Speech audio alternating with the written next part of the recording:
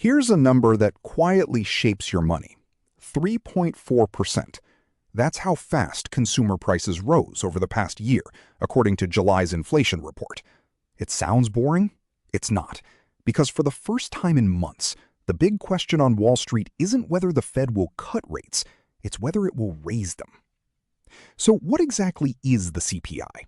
It's a basket of everything households actually buy.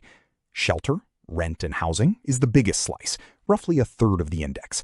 Then food, energy, cars, healthcare, and everything else. Each month, the government tracks how much that basket costs. When it goes up, your purchasing power goes down. And because the CPI steers the Federal Reserve, it's the single most watched number in markets. Here's the trend. A year ago, inflation was running near 3%, and it looked like the Fed had won. Then energy prices turned higher, and inflation climbed back. It hit 3.5% in June. July's 3.4% is a step in the right direction, but it's still a long way from the Fed's 2% target. Dig deeper, and there's good news. Core inflation, which strips out volatile food and energy, rose just 2.5% over the year, the slowest in a long time, and right about where economists feel comfortable. That's the measure the Fed watches most closely, because it shows the underlying sticky part of inflation.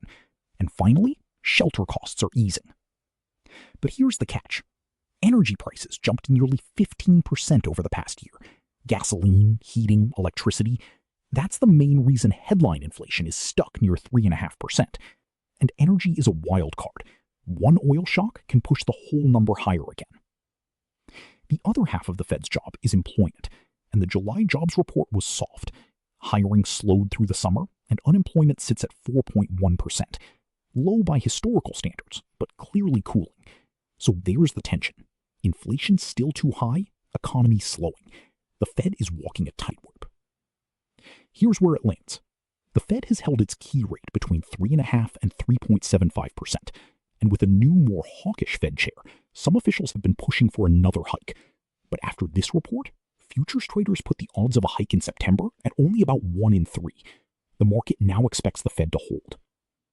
So what does it mean for you? If the Fed holds, savings and money market yields stay attractive, and bonds find their footing. Stocks get room to breathe. But one hot August inflation print could bring the hike talk right back. Inflation is cooler. It is not beaten. Keep watching the CPI, because at 3.4%, the Fed certainly is.